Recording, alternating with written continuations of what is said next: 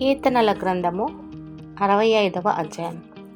దేవా, సియోనులో మౌనముగా నుండుట నీకు స్తుతి చెల్లించుటే, నీకు మృక్కుబడి చెల్లించవలసి ఉన్నది. ప్రార్థన ఆలకించువాడా, సర్వ శరీరులు నీ యొద్దకు వచ్చెదరు. నా మీద మోపబడిన దోషములు భరింపజాలనివి. మా అతిక్రమముల నిమిత్తము నీవే ప్రాయశ్చిత్తము చేయదువు.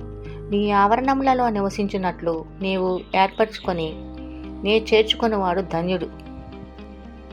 ఈ పరిశుద్ధాలయము చేత నీ మందిరంలోని మేలు చేత మేము తృప్తి పొందేదము.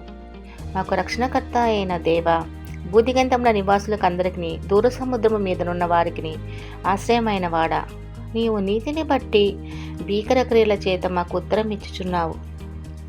బలమునే నడికట్టుగా కట్టుకొనిన వాడై తన శక్తి చేత పర్వతములను స్థిరపరచువాడు ఆయనే.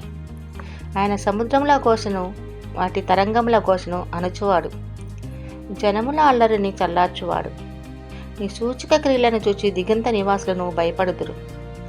ఉదయ సాయంత్రముల ఉత్పత్తులను నీవు సంతోషభరితములుగా చేయుచున్నావు. నీవు భూమిని దర్శించి దాన్ని తడుపుతున్నావు. దానికి మహాదైశ్వర్యము కలుగ చేయుచున్నావు. దేవుని నది నీళ్లతో నిండియున్నది. నీవు భూమిని అట్లు సిద్ధపరిచిన తరువాత వారికి ధాన్యము దయచేయుచున్నావు. దాని దుక్కులను విస్తారమైన నీళ్లతో తడిపి దాని గనిమలను చదును చేయుచున్నావు.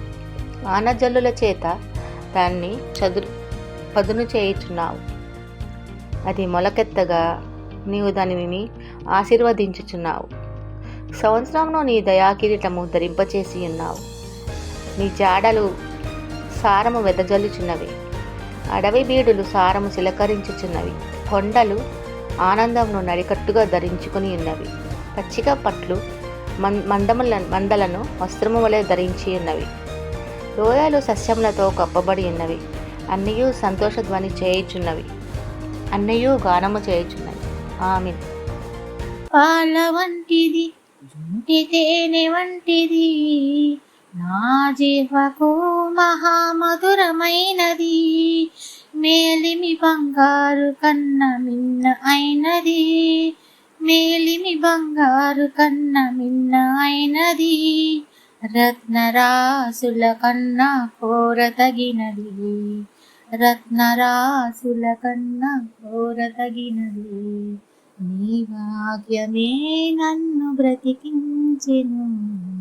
బాధలలో నెమ్మదినిచ్చెను.